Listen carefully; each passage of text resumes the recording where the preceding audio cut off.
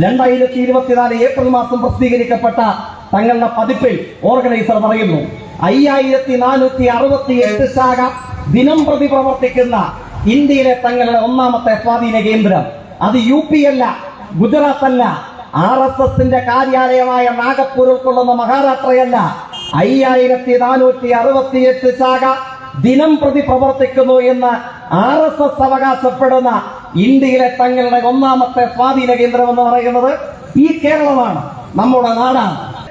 മതരാഷ്ട്രം സ്ഥാപിക്കണമെന്ന് പുസ്തകം എഴുതി വെച്ച ഗോൾവൽക്കറുടെ ചിത്രം കാണുമ്പോൾ ഉടുത്തിരിക്കുന്ന മുണ്ടിന് അതിന്റെ മടിത്തുമ്പെടുത്ത് താഴേക്കിട്ട മുട്ടിലിഴഞ്ഞ് നിലവിളക്ക് കൊടുത്തുന്ന കോൺഗ്രസിന്റെ പ്രതിപക്ഷ നേതാവ് VD സതീശനുള്ളത് കൊണ്ടാണോ കേരളം മതനിരപേക്ഷമായി തുടരുന്നത്?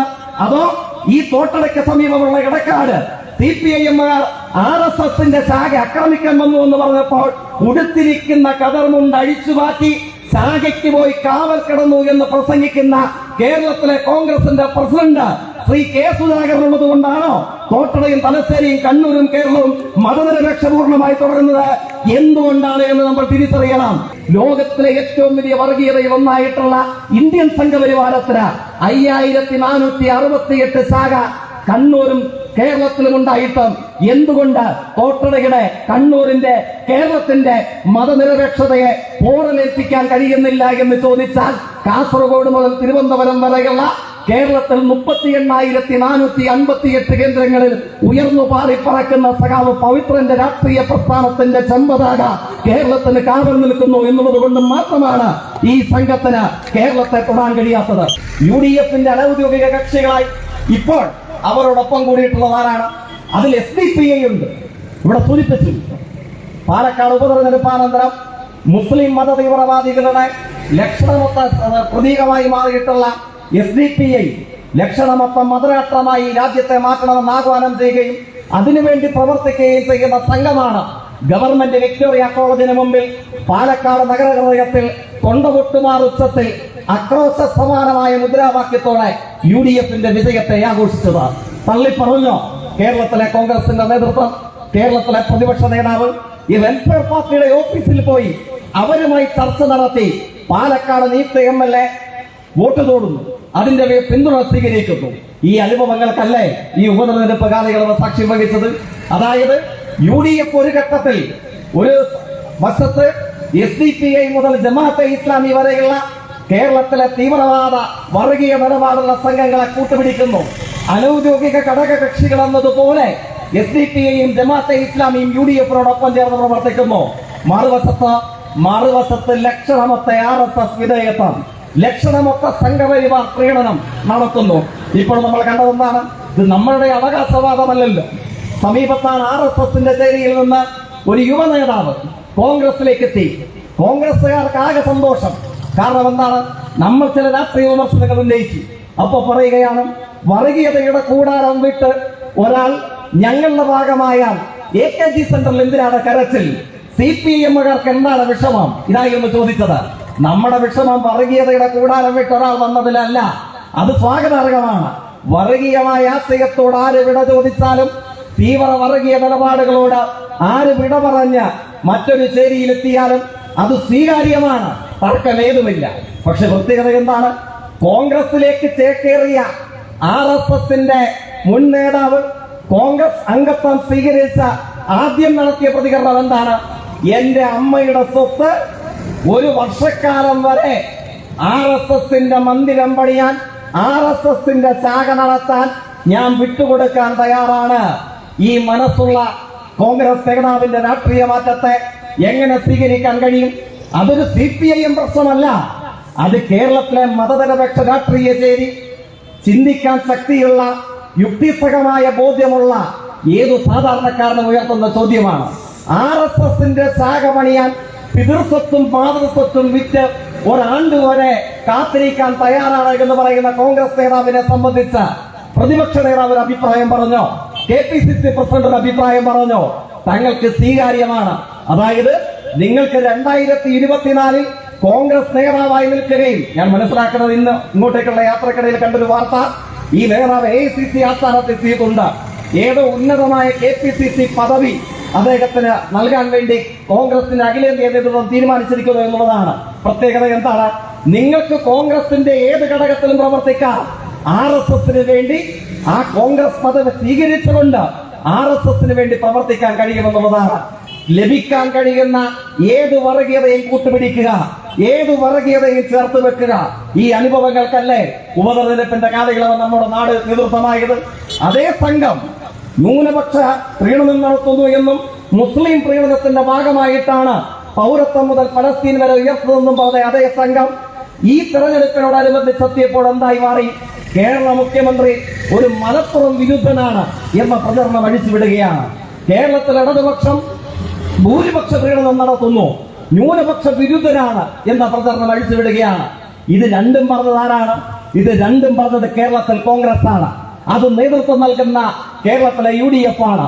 തെരഞ്ഞെടുപ്പിൽ നമ്മൾ പരാജയപ്പെട്ടപ്പോൾ പറഞ്ഞു നമ്മൾ പ്രീണനം നടത്തി, മുസ്ലിം പ്രീണനം നടത്തിയെന്ന്. ഉപതെരഞ്ഞെടുപ്പിന്റെ കാലയളവിന് തൊട്ടുമുമ്പെത്തുമ്പോൾ പറഞ്ഞു ന്യൂനപക്ഷ വിരുദ്ധരാണ് കേരളത്തിലെ CPIM, അവർ ഭൂരിപക്ഷ പ്രീണനം നടത്തുകയാണ്. ഈ പ്രചരണം രണ്ടും തോന്നിയ പോലെ അഴിച്ചുവിട്ടതാരാണ്? ഈ സംഘമാണ് എന്ന് കാണണം. ഞാൻ സമയമെടുത്തുള്ള വിശദാംശങ്ങളിലേക്ക് പോകുന്നില്ല. ആദരണീയനായ മലയാളത്തിന്റെ പ്രിയപ്പെട്ട സാഹിത്യകാരൻ ചെറുകാട് അദ്ദേഹത്തിന്റെ ആത്മകഥാ സ്വഭാവമുള്ള പുസ്തകത്തിൽ പറയുന്ന ഒരു വാചകമുണ്ട്. ഞാൻ എന്റെ മുരിങ്ങാമര ചോട്ടലിരുന്നിട്ടാണ് നക്ഷത്രങ്ങളെ കാണാറുള്ളത്. തോട്ടടയിൽ നമ്മുടെ വീടിരിക്കുന്ന ഭൂപ്രദേശത്ത് ഇരുന്നുകൊണ്ട് നമ്മൾ നക്ഷത്രങ്ങളെ കണ്ടാൽ മതി, പക്ഷെ കാണാനുള്ള കാഴ്ചയുടെ വലിപ്പമുണ്ടാകണം. എന്താണ് ഇന്ത്യയുടെ രാഷ്ട്രീയ ആകാശത്തിന് കീഴിൽ കേരളം ഉയർത്തിപ്പിടിക്കുന്ന മതനിരപേക്ഷ രാഷ്ട്രീയത്തിന്റെ പ്രസക്തിയും പ്രത്യേകതയും എന്താണ്? നമ്മുടെ അവകാശവാദമല്ല. നമ്മൾ പവിത്രേട്ടനെ സ്മരിക്കുവാൻ ഇവിടെ ഒത്തുചേരുന്നതിന് 5-6 മാസങ്ങൾക്ക് പുറകിൽ എനിക്ക് തോന്നുന്നു 2024 ഏപ്രിൽ മാസം അന്ന് ഓർഗനൈസറിന്റെ പതിപ്പുണ്ട്. ഓർഗനൈസർ RSSന്റെ മുഖമാസികയാണ്. എന്താണ് ആ ഏപ്രിൽ മാസത്തെ പതിപ്പിൽ ആ ഓർഗനൈസറിലൂടെ RSS അവകാശപ്പെടുന്നത്? രാജ്യമെമ്പാടുമുള്ള തങ്ങളുടെ വളർച്ചയെ സംബന്ധിച്ച് തങ്ങളുടെ മുഖമാസികയായ ഓർഗനൈസറിലൂടെ RSS വിശദീകരിക്കുകയാണ്. അതിലെ പ്രത്യേകതയാർന്ന ഒരു അനുഭവം എന്താണ്? കേരളത്തിൽ അവരുടെ സ്വാധീനത്തെ സംബന്ധിച്ച് 2024 ഏപ്രിൽ മാസം പ്രസിദ്ധീകരിക്കപ്പെട്ട തങ്ങളുടെ പതിപ്പിൽ ഓർഗനൈസർ പറയുന്നു 5468 ശാഖ ദിനം പ്രതി പ്രവർത്തിക്കുന്ന ഇന്ത്യയിലെ തങ്ങളുടെ ഒന്നാമത്തെ സ്വാധീന കേന്ദ്രം. അത് UP അല്ല, ഗുജറാത്ത് അല്ല, RSSന്റെ കാര്യാലയമായ നാഗപ്പൂർ ഉൾക്കൊള്ളുന്ന മഹാരാഷ്ട്രയല്ല. 5468 ശാഖ ദിനം പ്രതി പ്രവർത്തിക്കുന്നു എന്ന് RSS അവകാശപ്പെടുന്ന ഇന്ത്യയിലെ തങ്ങളുടെ ഒന്നാമത്തെ സ്വാധീന കേന്ദ്രം എന്ന് പറയുന്നത് ഈ കേരളമാണ്, നമ്മുടെ നാടാണ്. പ്രത്യേകത എന്താണ്? കേരളത്തിലെ ഇടതുപക്ഷത്തെ അതിന്റെ മുഖമായ CPIMനെ ന്യൂനപക്ഷ വിരുദ്ധരാക്കാൻ പണിയെടുക്കുന്ന ആ തെറ്റായ പ്രചരണം നടത്തുന്ന ഈ സംഘങ്ങൾ കേരളത്തിന്റെ മതനിരപേക്ഷ ചേരി. നിങ്ങൾക്ക് CPIMനോട് യോജിപ്പോ വിയോജിപ്പോ ഒക്കെ ഉണ്ടായിരിക്കാം, പക്ഷേ എന്റെ മതവിശ്വാസത്തിന്റെ പേരിൽ എന്റെ അരികിലിരിക്കുന്ന ആൾ കൊല്ലപ്പെടാൻ പാടില്ല എന്നാഗ്രഹിക്കുന്ന തോട്ടടയിലെ, കണ്ണൂരെ, കേരളത്തിലെ മതനിരപേക്ഷവാദികളായ മുഴുവൻ ആളുകളും എന്താണ് ഇന്ത്യൻ ആകാശത്തിന് കീഴിൽ കേരളം ഉയർത്തിപ്പിടിക്കുന്ന മതനിരപേക്ഷ രാഷ്ട്രീയത്തിന്റെ പ്രത്യേകത എന്താണ്? അതിന്റെ പ്രസക്തി എന്താണ്? നമ്മൾ തിരിച്ചറിയണ്ടേ. ഇത് ജമാഅത്തെ ഇസ്ലാമി നമ്മളോട് പറയില്ല, ഇത് SDPI നമ്മളോട് വിശദീകരിക്കില്ല. തന്റെ അച്ഛന്റെ സ്വപ്നമായിരുന്നു ബാബറിയുടെ മിനാരങ്ങൾ തകർത്ത്, ഇന്ന് അതിന്റെ വാർഷികം കൂടെയാണ്, ബാബറിയുടെ മിനാരങ്ങൾ തകർത്ത് മറ്റൊരു ആരാധനാലയം പണിയുക എന്ന് പറഞ്ഞ വയനാട് MPയുടെ ആരാധക സംഘം അവർ കണ്ണുരുട്ടുമ്പോൾ കൊടി 4 മടക്കി പോക്കറ്റിനുള്ളിൽ വെക്കുന്ന ലീഗ്. ഇവരാരും നമ്മളോട് ഇതിനെ സംബന്ധിച്ച് വിശദീകരിക്കില്ല. RSS പറയുന്ന 5468 ശാഖകളുടെ കരുത്ത് കേരളത്തിലും കണ്ണൂരും തോട്ടടയിലും ഒക്കെ ഉണ്ടായിട്ടും എന്തുകൊണ്ടാണ് കേരളത്തിന്റെ മതനിരപേക്ഷ രാഷ്ട്രീയത്തെ ഒന്ന് പോറലേൽപ്പിക്കാൻ ഈ വർഗീയതയ്ക്ക് എന്തുകൊണ്ടാണ് കേരളത്തിൽ കഴിയാതെ പോകുന്നത്? പുതുസംഘങ്ങളുണ്ട്. ഈ തെരഞ്ഞെടുപ്പിന്റെ ഭാഗമായി നമ്മൾ കണ്ടതാണ്. ഇപ്പൊ മുനമ്പത്ത് പ്രശ്നമുണ്ടായി.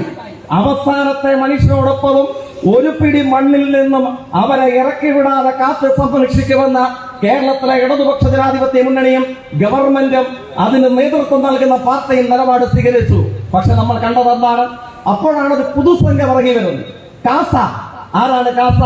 ക്രിസ്തുമത വിശ്വാസികൾക്കിടയിൽ ഒരു RSS ആരാധക സംഘം, അങ്ങനെയാണ് അവർ അവകാശപ്പെടുന്നത്. അവർ പറയുന്നു ഈ പ്രചരണത്തെ അതിന്റെ വസ്തുതകളെ മറച്ചു പിടിച്ച് വർഗീയതയ്ക്ക് വേണ്ടി കോപ്പ് കൂട്ടുന്നു, അതിനു വേണ്ടി അടിത്തറയും മേൽക്കൂരയും പണിയുന്നു. ഞാൻ സമയമെടുത്ത് വിശദീകരിക്കുന്നില്ല. എന്തുകൊണ്ടാണ് ഈ സംഘം കേരളത്തിൽ പ്രവർത്തിക്കുന്നത്? നമ്മുടെ ഓർമ്മയിലില്ലേ, അല്പമാസങ്ങൾക്ക് പുറകിലായിരുന്നില്ലേ ഫാദർ സ്റ്റാൻ സ്വാമി, 85 വയസ്സുള്ള ജസ്യൂട്ട് സമുദായ അംഗമായ പുരോഹിതൻ, അദ്ദേഹം ജയിലിൽ കിടന്ന് മരണപ്പെട്ടില്ലേ? അല്ല, ജയിലിലിട്ട് ഫാദർ സ്റ്റാൻ സ്വാമിയെ RSS കൊന്നുകളഞ്ഞില്ലേ? കണ്ടിട്ടില്ലല്ലോ ഒരു കാസക്കാരന്റെയും രോദനം. എന്തുകൊണ്ടൊരു ഫാദർ സ്റ്റാൻ സ്വാമി തോട്ടടയും തലശ്ശേരിയിലും കേരളത്തിലും ഉണ്ടാകുന്നില്ല? RSSന് താല്പര്യമില്ലാഞ്ഞിട്ടാണോ? വന്യവയോധികനായി പുരോഹിതൻ പാർക്കിൻസൺസ് രോഗബാധിതനായിരുന്നു. തന്റെ 85-ാം വയസ്സിൽ വിറയാർന്ന കൈകളാൽ ഒരു കപ്പ് ഗ്ലാസ് വെള്ളമെടുത്ത് ചുണ്ടോടടുപ്പിച്ച് കുടിക്കാൻ ആവതില്ലാതെ വന്നപ്പോൾ ഒരു സ്ട്രോ ആവശ്യപ്പെട്ട അദ്ദേഹം സുപ്രീം കോടതിയിൽ ഹർജി ഫയൽ ചെയ്തു. എന്തായിരുന്നു ഇന്ത്യൻ വർഗീയവാദികളുടെ, ഇന്ത്യൻ താലിബാനിസ്റ്റുകളുടെ പ്രതികരണം? വെള്ളം കുടിക്കാനാകാതെ 85 വയസ്സുകാരനായി വന്യവയോധികൾ ചത്ത് മണ്ണോടടിഞ്ഞാലും ഈ ജസ്യൂട്ട് സമുദായ അംഗമായ കത്തോലിക്ക പുരോഹിതന് സ്ട്രോ കൊടുക്കാൻ പാടില്ല. ഇതായിരുന്നു RSSന്റെ നിലപാട്. പൊള്ളിയിട്ടുണ്ടോ? കാസ പീസ എന്ന് പറഞ്ഞ് കേരളത്തിൽ RSSനെ ജയിലിക്കാൻ നടക്കുന്ന ഈ പുതുസംഘത്തിൽപ്പെട്ട ഏതെങ്കിലും ഒരുവന് ഇന്ത്യയുടെ മതനിരപേക്ഷതയെ മറക്കാൻ പാടില്ലാത്ത പേരല്ലേ ഡോക്ടർ ഗ്രഹാം സ്റ്റെയിൻസ്? 2 പിഞ്ചു കുഞ്ഞുങ്ങൾ, ഓസ്ട്രേലിയക്കാരനായ ഡോക്ടർ ഒറീസയിലെ ആദിവാസികൾക്കിടയിൽ സേവനം നടത്താൻ ഇന്ത്യയിലേക്ക് വന്നു. അദ്ദേഹത്തിന്റെ കുഞ്ഞുങ്ങളെ അദ്ദേഹം ഒപ്പം കൂട്ടി. ഒരാൾക്ക് 7 വയസ്സ് ഫിലിപ്പ, മറ്റൊരാൾക്ക് 4 വയസ്സ് തിമോത്തി. ഉണ്ടായ അനുഭവം എന്നാണ്, ജീപ്പിൽ ഉറങ്ങിക്കിടക്കവെ ചുറ്റും പെട്രോൾ ഒഴിച്ച RSSന്റെ നരാധമ സംഘം 4-7 വയസ്സുള്ള പിഞ്ചു മക്കളെയും അവരുടെ പിതാവായ ഡോക്ടർ ഗ്രഹാം സ്റ്റെയിൻസിനെയും ചുട്ടു കൊന്നുകളഞ്ഞില്ലേ? പൊള്ളിയിട്ടുണ്ടോ? കേരളത്തിൽ കാസ പീസ സംഘങ്ങൾക്ക് എന്തുകൊണ്ടൊരു ഡോക്ടർ ഗ്രഹാം സ്റ്റെയിൻസ്, എന്തുകൊണ്ടൊരു ഫിലിപ്പ, എന്തുകൊണ്ടൊരു തിമോത്തി തോട്ടടയിലും തലശ്ശേരിയിലും കണ്ണൂരും കേരളത്തിലും ഉണ്ടാകുന്നില്ല? RSSന് താല്പര്യമില്ലാഞ്ഞിട്ടാണോ? അതോ സാംസ്കാരിക ചിത്തരായി സമാധാന പ്രിയരായി ഈ സംഘം മാറിയതാണോ? അല്ലല്ലോ. എത്രയെത്ര അനുഭവങ്ങൾ, എണ്ണിയാളുടെങ്ങാത്ത വർഗീയ കലാപങ്ങൾ ഇന്ത്യയെ കീറി മുറിച്ച നൂറുകണക്കിന് വരുന്ന ഗ്രാമനഗരാന്തരങ്ങളുടെ പട്ടിക നമ്മളുടെ മുമ്പിലുണ്ട്. ഗോദ്ര, കാന്തമാൻ, ഒറീസ, ഗുജറാത്ത്, മുംബൈ, മുസഫർപൂർ, അഹമ്മദാബാദ്, കോയമ്പത്തൂർ. ഇതൊക്കെ വർഗീയത ഇന്ത്യയെ വിഭജിതമാക്കി നിരപരാധികളുടെ ജീവനും രക്തവും ഒഴുകിപ്പോയ നൂറുകണക്കിന് വരുന്ന സ്ഥലനാമങ്ങളുടെ പട്ടികയാണ്. ആ പട്ടികയിൽ എന്തുകൊണ്ട് തോട്ടടയില്ല? അതിലെന്തുകൊണ്ട് തലശ്ശേരിയും കണ്ണൂരുമില്ല? അതിലെന്തുകൊണ്ട് കേരളത്തിന്റെ ഗ്രാമനഗരാന്തരങ്ങളില്ല? അല്പനാളുകൾക്ക് പുറകിലാണ് മയിലിയുടെ കഥാകാരൻ എം മുകുന്ദൻ ഒരു വേള പറയുന്നുണ്ട്, മലയാളി ഭാഗ്യമുള്ളൊരു ജനസമൂഹമാണ്. മഹാദുരന്തങ്ങൾ, വലിയ കലാപങ്ങൾ, കൂട്ടക്കൊലപാതകങ്ങൾ, കണ്ണീർ കയങ്ങൾ, ഇതിനെയൊന്നും അങ്ങനെ നിരന്തരം നേരിടേണ്ട വന്ന ലോകരാഷ്ട്രങ്ങളുടെ പട്ടികയിൽ മലയാളിയില്ല. ലോകത്തിലെ മനുഷ്യ സമൂഹങ്ങൾക്കിടയിൽ മലയാളിയില്ല എന്നദ്ദേഹം വിശദീകരിക്കുന്നുണ്ട്. എന്തുകൊണ്ട് ഇന്ത്യയിൽ നിന്ന് വേറിട്ടൊരു അനുഭവം കേരളത്തിൽ അപ്രകാരമുണ്ടായി? എന്തുകൊണ്ടുണ്ടായി എന്ന് CPIM-നെ എതിർക്കുന്നവരും എതിർക്കാത്തവരുമല്ല അതിന്റെ മാനകം. കേരളം മതനിരപേക്ഷപൂർണമായ സമാധാന അന്തരീക്ഷത്തിൽ തുടരണമെന്ന് ആഗ്രഹിക്കുന്ന കേരളത്തിലെ ഏത് സാധാരണക്കാരനായ മനുഷ്യനും ചിന്തിക്കേണ്ടതില്ലേ? എന്തുകൊണ്ട് ഇന്ത്യൻ അന്തരീക്ഷത്തിൽ നിന്ന് വ്യത്യസ്തമായി മതനിരപേക്ഷപൂർണമായ സമാധാനം തോട്ടടയ്ക്കും തലശ്ശേരിക്കും കണ്ണൂരിനും കേരളത്തിനും എന്തുകൊണ്ടുണ്ടായി? എന്തുകൊണ്ട് ഇപ്പോഴും നിലനിൽക്കുന്നു? എന്തുകൊണ്ട് നിലനിൽക്കുന്നു? അത് ജമാഅത്തെ ഇസ്ലാമി ഉള്ളത് കൊണ്ടാണോ? അത് SDPI ഉള്ളത് കൊണ്ടാണോ? അതോ മുസ്ലിങ്ങളെയും ക്രിസ്ത്യാനികളെയും മാർക്സിസ്റ്റുകാരെയും കൊന്നുകളഞ്ഞ് മതരാഷ്ട്രം സ്ഥാപിക്കണമെന്ന് പുസ്തകം എഴുതി വെച്ച ഗോൾവൽക്കറുടെ ചിത്രം കാണുമ്പോൾ ഉടുത്തിരിക്കുന്ന മുണ്ടിന് അതിന്റെ മടിത്തുമ്പെടുത്ത് താഴേക്കിട്ട് മുട്ടിലിഴഞ്ഞ് നിലവിളക്ക് കൊടുത്തുന്ന കോൺഗ്രസിന്റെ പ്രതിപക്ഷ നേതാവ് VD സതീശനുള്ളത് കൊണ്ടാണോ കേരളം മതനിരപേക്ഷമായി തുടരുന്നത്?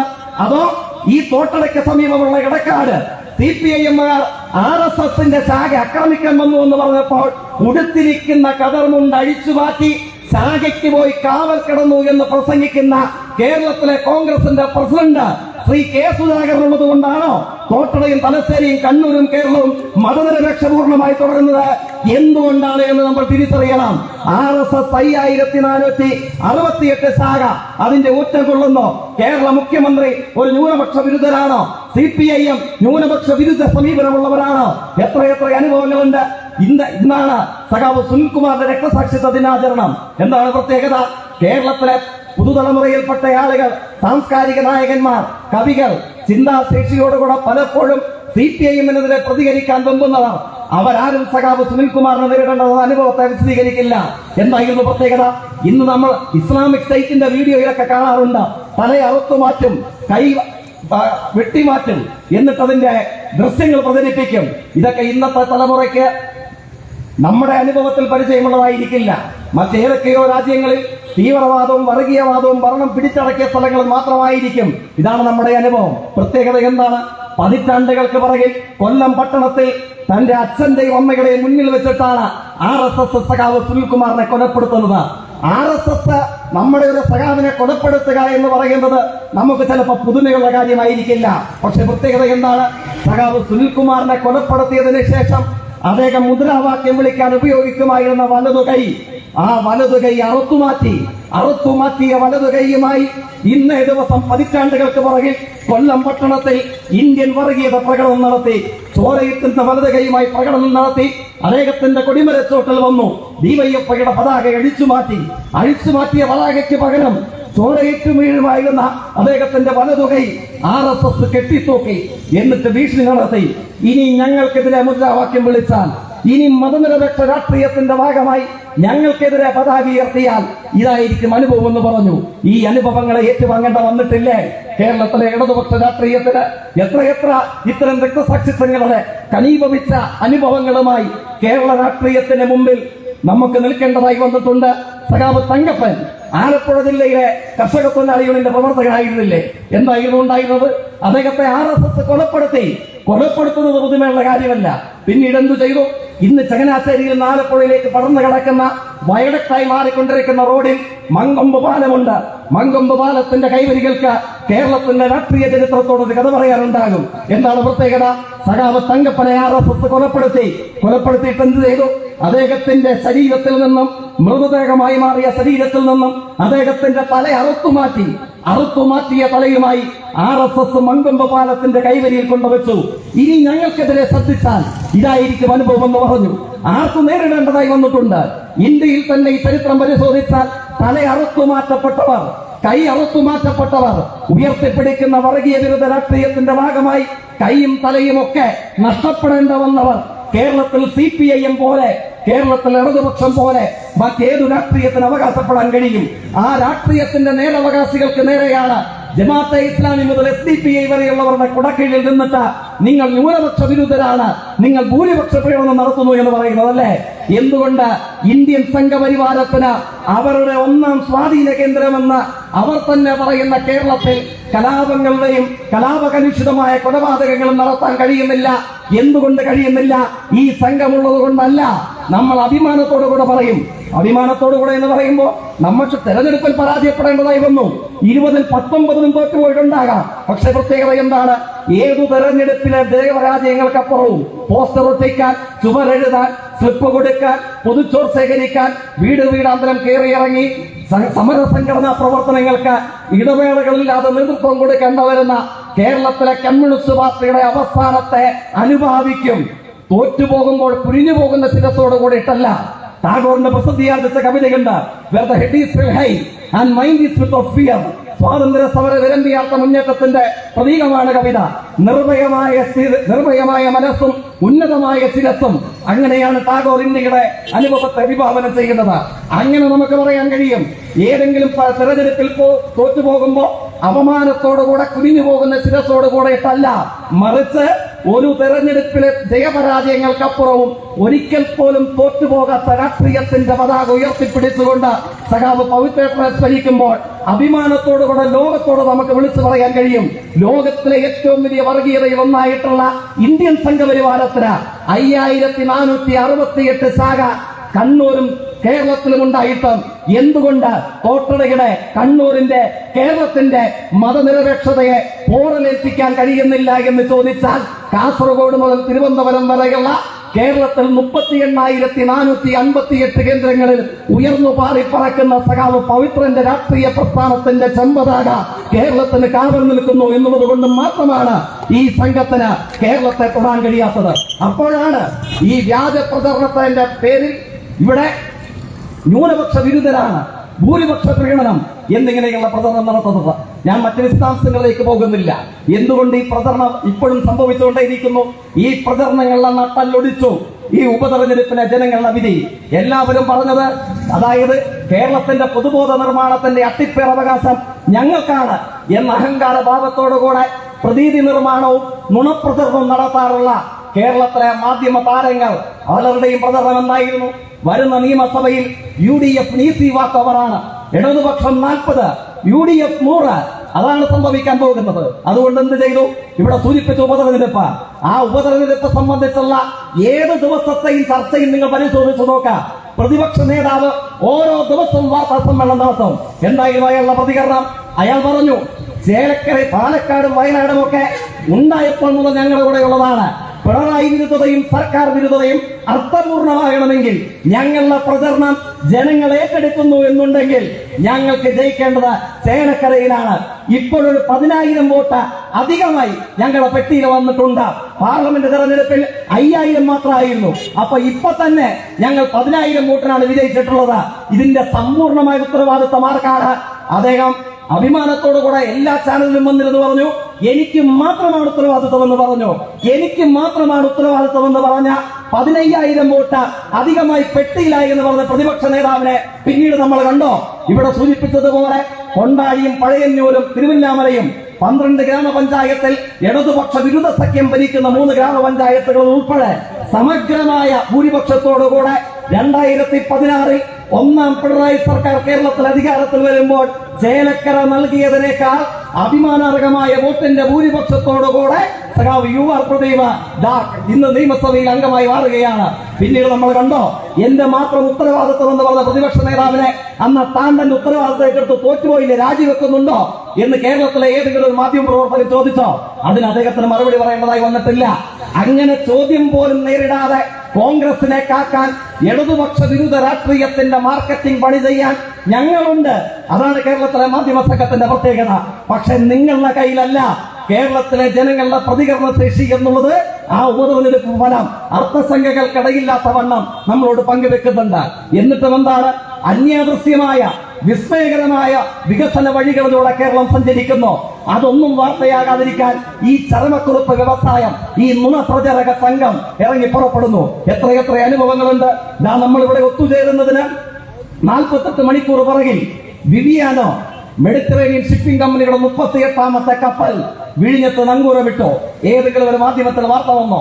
ലോകത്തിലെ ഏറ്റവും വലിയ കപ്പൽ കമ്പനിയാണ് മെഡിറ്ററേനിയൻ ഷിപ്പിംഗ് കമ്പനി എന്ന MSC കമ്മീഷനിങ്ങിന് തൊട്ടു മുമ്പ് വിഴിഞ്ഞത്തെ സംബന്ധിച്ച് 38ാമത്തെ കപ്പൽ പുറപ്പെടുന്ന ഘട്ടത്തിൽ അവർ ഒരു പത്രക്കുറിപ്പ് പ്രസിദ്ധീകരിച്ചു. എന്താണ് പ്രസിദ്ധീകരിച്ച പത്രക്കുറിപ്പിന്റെ പ്രത്യേകത? അതിന്റെ ലീഡ് വാചകം എന്ന് പറയുന്നത് we would like to adopt വിഴിഞ്ഞം എന്നുള്ളതാണ്. ഞങ്ങൾക്ക് ഈ തുറമുഖത്തെ ദത്തെടുക്കാൻ ആഗ്രഹമുണ്ട് എന്ന ലോകത്തിലെ ഏറ്റവും വലിയ കപ്പൽ കമ്പനി പറയുന്നു. 1000 കോടിയുടെ ലോജിസ്റ്റിക്സ് വ്യവസായത്തിന്റെ പുതുസാധ്യതകളിലേക്ക് കേരളം മാറുകയാണ്. കേരളത്തിലേക്ക് നിക്ഷേപങ്ങളുടെയും വ്യവസായങ്ങളുടെയും കുത്തൊഴുക്ക് അനുഭവപ്പെടുന്നു. ജർമ്മൻ കമ്പനി ഇന്ത്യയിലെ ആദ്യത്തെ കോർപ്പറേറ്റ് ഓഫീസ് കഴിഞ്ഞ ദിവസം എറണാകുളത്ത് ആരംഭിച്ചു. ഏത് മാധ്യമം നമ്മളോട് വിശദീകരിക്കുന്നുണ്ട്? ആരിതിനെ സംബന്ധിച്ച് പറയുന്നുണ്ട്? ഒരു വാദം കൂടെ പറഞ്ഞ് അവസാനിപ്പിക്കാം. സാധാരണ ഇപ്പോൾ കേരളത്തിൽ ഉയർന്നു വരുന്ന ഒരു പ്രചരണം, നമ്മുടെ കുട്ടികളാരും ഇവിടെ നിൽക്കുന്നില്ല, എല്ലാവരും UK, USA, Canada, Australia, Germany, Finland ഇങ്ങനെ പലായനം ചെയ്യുകയാണ്. ഈ പോക്ക് പോയാൽ കേരളം ഒരു വയോജന സംസ്ഥാനമായി മാറും, ഒരു ഓൾഡ് ഏജ് ഹോം പോലെ കേരളം മാറും. ഇങ്ങനെ ഒരു പ്രചരണമുണ്ട്. ഞാൻ സൂക്ഷ്മതയുള്ള വിശദാംശത്തിലേക്കല്ല പോകുന്നത്. മൈഗ്രേഷൻ ഒരു യാഥാർത്ഥ്യമാണ്, അത് നമ്മളാരും കണ്ടില്ല എന്ന് പറയുന്നില്ല. പക്ഷെ പ്രത്യേകത എന്താണ്? ഏത് കുടിയേറ്റത്തിന്റെയും മുമ്പിൽ അർത്ഥസമ്പൂർണമായി ഏത് ലോകരാജ്യങ്ങളും ചർച്ച ചെയ്യാറുള്ളത് അവർക്ക് ബ്രെയിൻ ഡ്രെയിൻ സംഭവിക്കുന്നുണ്ടോ, വൈജ്ഞാനിക ചോർണം സംഭവിക്കുന്നുണ്ടോ? തോട്ടടയിലുള്ള മിടുമിടുക്കനായ ഒരു ആൺകുട്ടി, ഒരു പെൺകുട്ടി ഇവിടെ താമസിക്കുന്നു, അവര് എൻട്രൻസ് പരീക്ഷ എഴുതുന്നു, അഭിമാനകരമായ റാങ്ക് കരസ്ഥമാക്കുന്നു. ഒരല്പം കുറഞ്ഞു പോയാൽ ചിലപ്പോൾ എന്ത് ചെയ്യും? നമ്മൾ ജോർജിയയിൽ MBBS പഠിക്കാൻ പോകും, ചൈനയിൽ MBBS പഠിക്കാൻ പോകും. ഇപ്പൊ യുദ്ധം സംഭവിച്ചുകൊണ്ടിരിക്കുന്ന ഉക്രൈൻ അല്പനാളുകൾക്ക് മുമ്പിൽ വരെ വിദ്യാർത്ഥികൾ അങ്ങനെ തെരഞ്ഞെടുത്ത ഒരു സ്ഥലമാണ്. പക്ഷെ പ്രത്യേകത എന്താണ്? അതൊന്നും ഒരു മോശം കാര്യമാണെന്നല്ല. പ്രതിഭയുടെ ഒരു ചോരണമുണ്ടോ? തോട്ടട മോശമാണ്, അതുകൊണ്ട് ഞങ്ങൾ ഇവിടെ താമസിക്കുന്നില്ല, അത്തരമൊരു സമീപനമുണ്ടോ എന്നുള്ളതാണ് പ്രത്യേകത. അല്പമാസങ്ങൾക്ക് പുറകിലാണ് IBM-ന്റെ സീനിയർ വൈസ് പ്രസിഡന്റ്, അതായത് ലോകത്തിലെ ഏറ്റവും വലിയ മൾട്ടിനാഷണൽ കമ്പനികളിൽ ആർട്ടിഫിഷ്യൽ ഇന്റലിജൻസിൽ, ഇന്റർനെറ്റ് ഓഫ് തിങ്സിൽ, ഡാറ്റാ സയൻസിൽ, ക്വാണ്ടം എഞ്ചിനീയറിംഗിൽ ലോകത്തിലെ ഏറ്റവും വലിയ മൾട്ടിനാഷണൽ കമ്പനികളിൽ ഒന്നായിട്ടുള്ള IBM, ആ IBM-ന്റെ സീനിയർ വൈസ് പ്രസിഡന്റ് അല്പമാസങ്ങൾക്ക് പുറകിൽ നമ്മുടെ ഇന്ത്യൻ എക്സ്പ്രസ് ദിനപത്രത്തിന് ഒരു അഭിമുഖം നൽകി. കേരളത്തിൽ അവരുടെ അനുഭവങ്ങളെ, ബിസിനസ് എക്സ്പീരിയൻസ് അവർ പങ്കുവെക്കുകയാണ്. എന്തായിരുന്നു പ്രത്യേകത? മനോരമ പറഞ്ഞിട്ടില്ല, മാതൃഭൂമി കണ്ണു തുറന്നിട്ടില്ല, 7 മണി മുതൽ 10 മണി വരെ പ്രൈം ന്യൂസ് അവർ ഡിബേറ്റുകൾ ആങ്കർമാരും ഇതിനെ സംബന്ധിച്ച് വിശദീകരിക്കില്ല എന്നാണ് IBMന്റെ സീനിയർ വൈസ് പ്രസിഡന്റായ ദിനേശ് നിർമ്മൽ കേരളത്തിലുണ്ടായ അനുഭവത്തെ സംബന്ധിച്ച് വിശദീകരിച്ചത്. അവർ പറഞ്ഞു, ഞങ്ങൾക്ക് 1000 കോടിയുടെ കച്ചവടം, ഒരു 800 പേർക്ക് തൊഴിൽ, ഇതാണ് ഞങ്ങൾ വിചാരിച്ചത്. 2021 കേരളത്തിന്റെ മുഖ്യമന്ത്രിയാണ് IBMന്റെ ഇൻഫോ പാർക്കിലെ ക്യാമ്പസ് ഉദ്ഘാടനം ചെയ്യുന്നത്. പ്രത്യേകത എന്താണ്? കഴിഞ്ഞ വർഷങ്ങൾക്കിടയിൽ കേരളത്തിലുണ്ടായ അനുഭവത്തെ സംബന്ധിച്ച് അദ്ദേഹം വിശദീകരിക്കുകയാണ്. 1000 കോടിയുടെ ബിസിനസ് പ്രതീക്ഷിച്ച ഞങ്ങൾക്ക് 3428 കോടിയുടെ കച്ചവടം ലഭിച്ചു. 800 പേർക്കാണ് തൊഴിൽ കൊടുക്കാനിരുന്നത്. പക്ഷെ ഇപ്പോ IBMന്റെ ക്യാമ്പസിൽ ജോലി ചെയ്യുന്ന ഉദ്യോഗാർത്ഥികളുടെ എണ്ണം എന്ന് പറയുന്നത് 3400 മേലെയാണ്. അതിൽ 400നെ സംബന്ധിച്ച് അദ്ദേഹം വിശദീകരിക്കുന്നുണ്ട്. അത് ഫ്രഷേഴ്സ് അല്ല, 3000 പേരാണ് ഫ്രഷേഴ്സായി വന്നത്. ഒടുവിലത്തെ 400ലധികം വരുന്ന ആളുകളോ IBMന്റെ നിലവിലുള്ള ക്യാമ്പസുകളിലേക്ക് അവർ ഒരു മെയിൽ അയച്ചു അത്രേ, നിങ്ങൾ എവിടെ ജോലി ചെയ്യുന്നോ അവിടെ ലഭിക്കുന്നത് ആനുപാതികമായ പ്രിവിലേജ് കേരളത്തിൽ ജോലി ചെയ്യുമ്പോൾ നൽകാം. എന്തായിരുന്നു പ്രത്യേകത?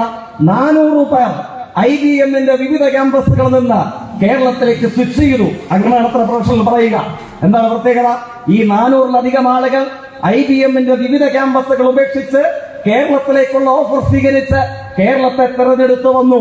ആ അഭിമുഖത്തിന്റെ ലീഡ് വാചകം എന്ന് പറയുന്നത് reverse migration is going to happen in Kerala എന്നുള്ളതാണ്. റിവേഴ്സ് ബ്രെയിൻ ഡ്രെയിൻ കേരളം സാക്ഷ്യം വഹിക്കുന്നു. പറയുന്നത് ആരാണ്? കമ്മ്യൂണിസ്റ്റ് പാർട്ടികളുടെ നേതാവല്ല, അതുമായി യാതൊരു ബന്ധവുമില്ലാത്ത IBMന്റെ ഇന്ത്യയുടെ സീനിയർ വൈസ് പ്രസിഡന്റ് പറയുന്നു, നമ്മുടെ കേരളം റിവേഴ്സ് മൈഗ്രേഷനും റിവേഴ്സ് ബ്രെയിൻ ഡ്രെയിനും, അതായത് പ്രതിഭയുള്ള മിടുമിടുക്കന്മാർ, മിടുമിടുക്കികൾ, ആൺകുട്ടികൾ, പെൺകുട്ടികൾ, പ്രതിപാദനരായവർ കേരളത്തെ തെരഞ്ഞെടുത്ത് കേരളത്തിലേക്ക് സ്വയം പറിച്ചു നടന്ന അനുഭവങ്ങൾക്ക് കേരളം സാക്ഷ്യം വഹിക്കുന്നു. ഏത് മാധ്യമം ചർച്ച ചെയ്തു? സാധാരണ എല്ലായ്പ്പോഴും മാനുഷിക വികാസ സൂചികകളിലൊക്കെ കേരളം 1ാം സ്ഥാനത്ത് നിൽക്കുമ്പോഴും നമ്മളെ അല്പം പ്രയാസത്തിലാക്കിയ ഒരു അനുഭവം എന്ന് പറയുന്നത് ഈ വ്യാവസായിക നിക്ഷേപങ്ങളുടെ കാര്യത്തിൽ 28ാം സ്ഥാനത്തായിരുന്നു കേരളം. അതുകൊണ്ട് അഭ്യസ്ത വിദ്യരുടെ തൊഴിൽദാനത്തിൽ കേരളത്തിനൊരു പരിമിതി ഉണ്ടായിരുന്നു. കേരളത്തിലേക്ക് വൻകിട നിക്ഷേപങ്ങളും വ്യവസായങ്ങളും ഒക്കെ വന്നില്ല. വരാത്തതിന് കാരണം നമുക്ക് വലിയ പാലങ്ങളില്ല, വലിയ റോഡുകളില്ല, കുറഞ്ഞ സമയം കൊണ്ട് കൂടുതൽ ദൂരം സഞ്ചരിക്കാൻ കഴിയുന്ന ഉപരിതല ഗതാഗത സംവിധാനങ്ങളൊന്നും ഉണ്ടായിരുന്നില്ല. 1ഉം 2ഉം പിണറായി സർക്കാരുകളെ കേരളത്തിന്റെ വരുംകാല ചരിത്രം അടയാളപ്പെടുത്തുക ഈ മേഖലയെ പൊളിച്ചെടുത്ത് നടത്തിയെന്ന നിലയിലായിരിക്കും. കേരളത്തിന്റെ പശ്ചാത്തല സൗകര്യ വികസനത്തിൽ കേരളത്തിന്റെ അലകും പിടിയും അടിത്തറയും മേൽക്കുറയും നമ്മൾ പൊളിച്ചെടുത്ത് വിസ്മയകരവും വിജയകരവുമായ അനുഭവങ്ങൾക്ക് കേരളം സാക്ഷ്യം വഹിക്കുമ്പോ ദേശീയപാത 66 ആപ്പീസ് പൂട്ടി ദേശീയപാത അതോറിറ്റികളുടെ ജീവനക്കാർ ഈ കേരളത്തിൽ ഒരു ചുക്കും നടക്കില്ല എന്ന് പറഞ്ഞ് വണ്ടി കയറി പോയ ആളുകളാണ്. എന്താണ് പ്രത്യേകത? നമ്മുടെ കൺമുന്നിലൂടെ കാസർഗോഡ് നിന്ന് തിരുവനന്തപുരത്തേക്ക് 6 മണിക്കൂർ കൊണ്ട് സഞ്ചരിച്ചെത്താൻ കഴിയുന്ന ദേശീയപാത പൂർത്തീകരിക്കപ്പെടുന്നു. ദേശീയ ജലപാത നമ്മുടെ സ്വപ്നങ്ങളിൽ ഇപ്പോഴും പലർക്കും ചിന്തിക്കാൻ കഴിയില്ല. കാസർഗോഡ് ബേക്കലിൽ നിന്ന് ബോട്ട് കയറിയാൽ തിരുവനന്തപുരത്ത് പൂവാറിൽ ബോട്ടിറങ്ങാൻ കഴിയുന്ന ദേശീയ ജലപാത 54% പണി പൂർത്തീകരിക്കുന്നു. ദേശീയപാതയുടെ ഇരട്ടിയോളം വലിപ്പമുള്ള മലയോര ഹൈവേ 62% പണി പൂർത്തീകരിക്കുന്നു. തീരദേശ ഹൈവേ 51% പണി പൂർത്തീകരിക്കുന്നു.